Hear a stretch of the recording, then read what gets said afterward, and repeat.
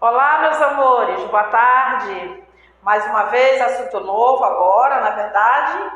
Então vamos lá. Nós vamos pensar, conhecer, observar as reformas religiosas que aconteceram no contexto do século XVI, XV, XVI, ali nesse espaço de tempo que a gente conhece.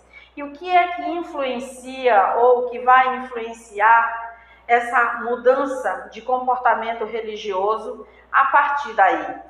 Que vai influenciar é o renascimento, é a grande influência. Nós falamos anteriormente que o renascimento ele veio fazer modificações nos pensamentos dos homens. Nós temos aí os chamados humanistas, que são pensadores do século, que vão iniciar uma nova forma de ver o mundo, valorização do ser humano. Então, quando nós pensamos nessa grande influência que o Renascimento vai ter sobre as reformas religiosas, a gente tem que pensar nisso. Esses homens que foram contestar o que a Igreja Católica fazia e pensava naquele momento, eles vão ser chamados de protestantes. E é aí que vai surgir o nome protestantismo, que deu origem a várias religiões do mundo inteiro, como hoje nós conhecemos Assembleia de Deus, Testemunhas de Jeová, Batista, Quadrangular, uma infinidade de outras religiões que tem no mundo. Mas não começou com essas religiões. Tudo começa com Martinho Lutero. Martinho Lutero era um bispo da Igreja Católica, mas ele não concordava com o que a Igreja Católica vinha fazendo. A Igreja Católica tinha a pretensão de construir a cátedra, a Igreja de São Pedro, que hoje está lá no Vaticano, lá em Roma, na cidade do Vaticano.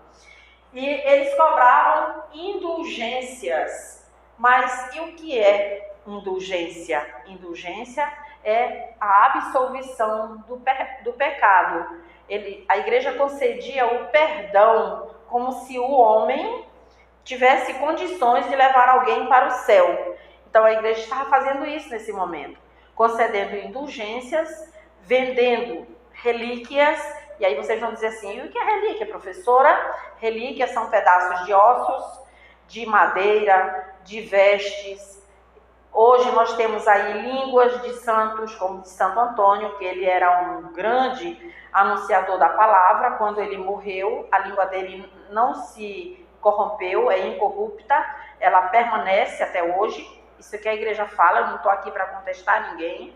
Então está lá, está dentro de um potinho, anda o mundo inteiro essa relíquia, assim como tem outras relíquias, como a coroa de espinhos da cabeça de Jesus Cristo, que segundo a história, agora recente, durante a Páscoa deste ano de 2020, ela floresceu, né? Tá num potinho também, é um pedaço da coroa de Jesus, que está dentro de um potinho, e ela floresceu. Isso eu vi até na internet, vocês também podem ver. Se é mentira, é de quem colocou lá, não foi eu que coloquei, não. Então a gente tem que ter também essas observações, e eu estou falando isso para vocês porque eram essas coisas que a igreja usava para vender para o povo, como que eles usando aquilo, bebendo da água do Jordão, por exemplo, com um pedacinho da veste de Jesus. A gente sabe que não existe isso, mas muita gente se aproveita das pessoas boas de coração, sem maldade, para fazer essas coisas. Isso existe até hoje. A gente sabe disso, vocês sabem disso, a gente já falou muito sobre essas coisas na sala de aula. Então a igreja estava usando desses artifícios naquele momento. Martinho Lutero não concordava com essa venda de indulgências. Então ele vai escrever um documento chamado 95 Teses. Nessas 95 teses ele dizia que ele era contra um bocado de coisa. Quanto era esse bocado de coisas? Ele citou 95 abusos, que ele considerava abusos da Igreja Católica. A ideia de Martinho Lutero não era largar a Igreja Católica, mas era levantar um debate reformista dentro da Igreja. Só que o Papa não viu assim. o Papa faz o quê? Expulsa ele da igreja. E ele é excomungado, né? E ele vai para a Alemanha, ele já morava na Alemanha, mas aí ele vem para Roma por causa dessa situação, depois ele volta para a Alemanha. Na Alemanha, ele vai escrever essas 95 teses e vai formar uma aliança com os burgueses alemães, os nobres alemães, dando ênfase ao que mais tarde vai surgir uma outra religião chamada de calvinismo. O Martinho Lutero, ele começa com essa religião nova chamada luterana, ou luteranismo, como a gente queira dizer, e essa contestação dele com relação à Igreja Católica, essas ideias dele reformistas, vai atrair outros pensamentos. João Calvino também era um religioso católico. Lembrem que naquele tempo não existia outra religião a não ser o catolicismo ou cristianismo, judaísmo, budismo, shintoísmo. Eram essas as religiões que existiam. Zoroastrismo, que ainda é uma herança dos persas. Então, essas religiões que não existiam, os evangélicos. Os evangélicos eles vão surgir a partir de Martinho Lutero. Hoje nós chamamos de evangélicos, porque hoje não existe mais esses protestos, né, que Martinho fez. Hoje cada um vive a sua religiosidade de acordo com aquilo que o seu coração sente. Então nós demos o nome de evangélico porque é o evangelho de Jesus Cristo que todo mundo segue. Ou de cristãos, porque não tem só evangélico, tem outros povos que também acreditam em Jesus Cristo, mas cultuam um outro ser como Deus. E aí nós vamos falar do espiritismo, que eles acreditam em Cristo, mas eles vivem em uma outra religiosidade, os umbandistas, os candomblecistas e assim por diante. Tem uma série de religiões que a gente pode até aprofundar isso mais tarde, mas neste momento a gente vai dar ênfase aqui ao que nós estamos falando. Então, João Calvino, ele também vai dizer assim, não concordo muito com Martinho Lutero, mas em algumas coisas eu até acho que ele está certo. Eu acho que quando ele diz que está errado vender indulgências, que nós não somos, quem somos nós para vender perdão de alguém? Nós não somos ninguém. Que as nossas ações, elas já até não levam para o céu. Eu até concordo com ele. Mas eu acho que nós já nascemos predestinados, ou para o céu ou para o inferno. Nós já nascemos predestinados. O que é que vai fazer com que a gente chegue lá no céu? E aí ele vai dizer que quanto mais o homem trabalha, mais rico ele fica, mais oportunidade de chegar no céu. E aí João Calvino vai atrair para si a burguesia.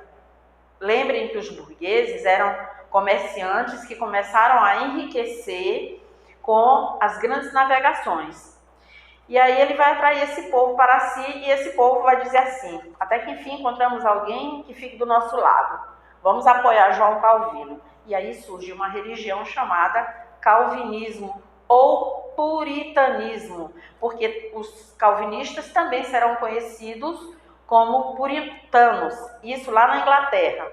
Na França, eles vão ser chamados de huguenotes.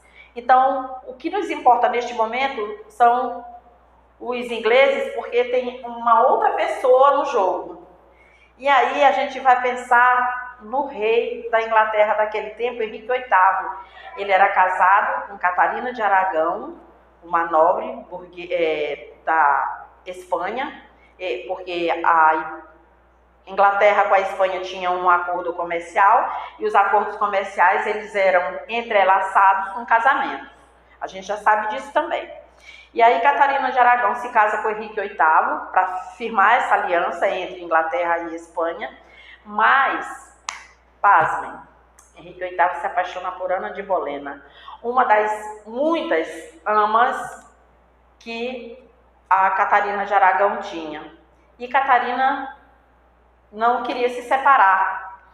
Ele pediu a separação, mas ela não queria se separar. Ele recorre a quem? À igreja, para fazer o divórcio, para que ele pudesse se casar com Ana Bolena. Só que tem uma coisa, para a igreja, quem se casa 2 vezes é bígamo. E a bigamia para a igreja é pecado. Inclusive, até os dias de hoje, é crime. Então, o que ele recorre? Ele se separa a si mesmo, de Catarina de Aragão, se casa com Ana Bolena, que estava grávida dele, porque Catarina de Aragão não deu um herdeiro masculino, né? Herdeira, talvez até já tivesse, não me recordo agora direito, se ele já tinha filha. Sei que filho ela ainda não tinha dado para ele, ele queria um filho para ser o herdeiro dele. Ana Bolena estava grávida, ele queria se casar com ela, a igreja não permitiu. Olha só. E a bigamia era pecado, não podia. Então ele se separa de Catarina, se casa contra a vontade da igreja com Ana Bolena e cria a sua própria religião, o anglicanismo. E aí ele vai impor o anglicanismo sobre os ingleses como religião oficial. Quem vai se sentir perseguido? Os calvinistas ou puritanos. E o que eles vão fazer? Eles vão fugir da Inglaterra e vêm para o norte da América, onde vão fundar as chamadas 13 colônias inglesas, que mais tarde, com a independência, se tornam os Estados Unidos que nós conhecemos hoje. Esse assunto, ele é bastante profundo, mas por enquanto a gente vai falar somente isso agora. Lá no Meet a gente vai tirando as dúvidas, vai lendo o livro, vai tirando, colocando mais atenção um pouquinho nas imagens que nós temos aqui, porque vocês sabem que eu gosto de trabalhar com imagem também, e aí a gente vai aumentar os nossos conhecimentos. Por hoje é só. Um grande beijo, até mais.